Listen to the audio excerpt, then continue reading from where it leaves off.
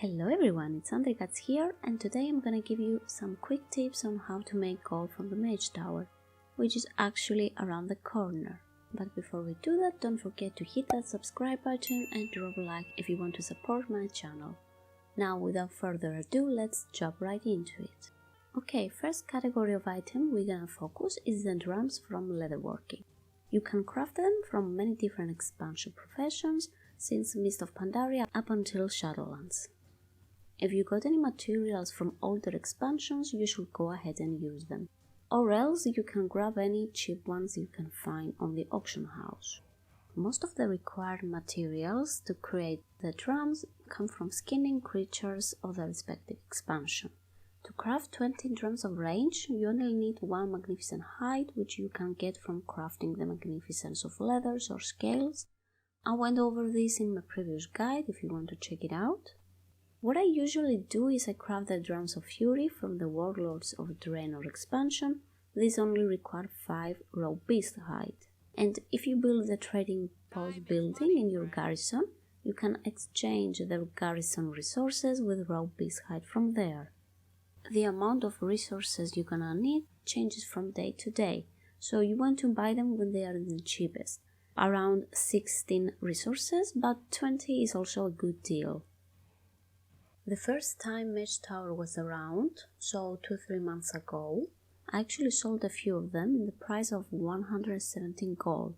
I think it's a good price, as this was 100% profit since I bought these from the trading post amongst my army of alts and sent them to my leatherworker to craft them. I am assuming many people will buy again a ton of drums because they want to maximize their chance to defeat the bosses. And don't forget, these are consumed on use, so people are gonna cycle through them very quickly. Another great item to sell is the armor kit. You can craft the ones from the older expansions, but even though they all work inside the Mage Tower, they do not scale as good as the current expansions one.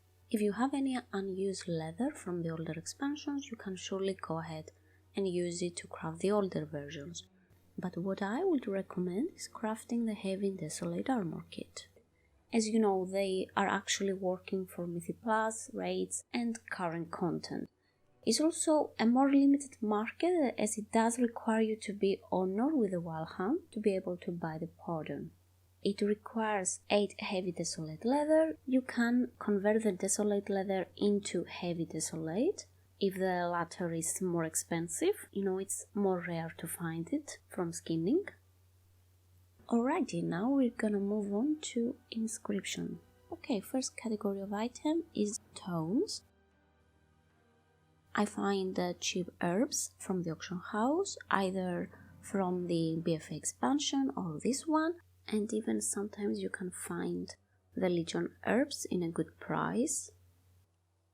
And I start milling to create the pigments, and then I use them to craft the inks and then the tomes. There are a couple of challenges you want to change your talents, usually for the final stage, like the Guardian or the healer one, or even the Xylem. Now if you don't want to craft tomes, you can try creating some war scrolls from BFA. These are stat scrolls that increase your stamina, your intellect, or your attack power.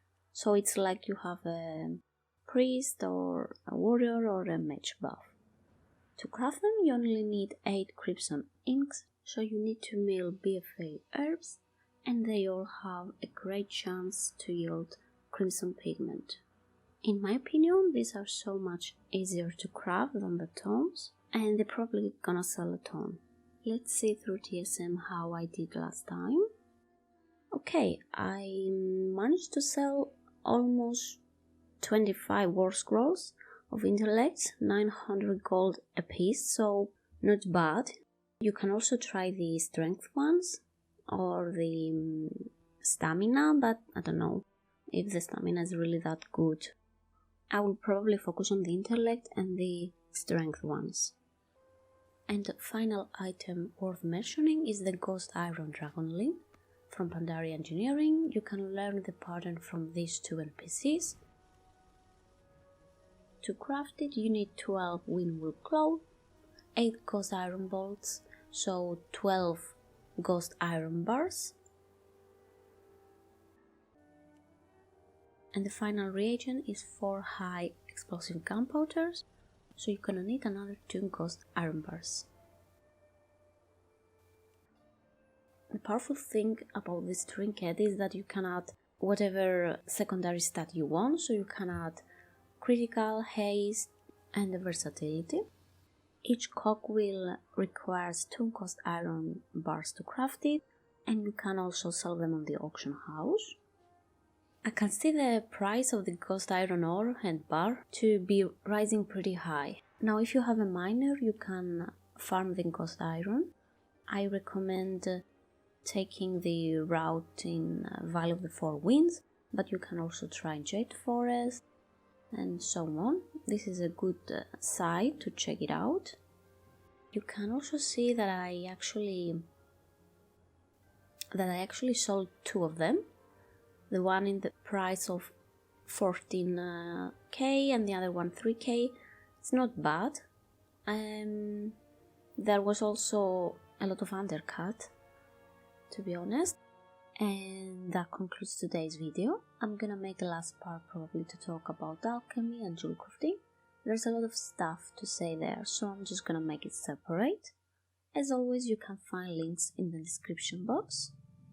And I would really appreciate it if you subscribe to my channel and drop a like if you found this video helpful. And of course, leave your comments down below. Thank you so much for tuning in. Good luck with whatever you're doing, and I'll see you on the next one. Bye!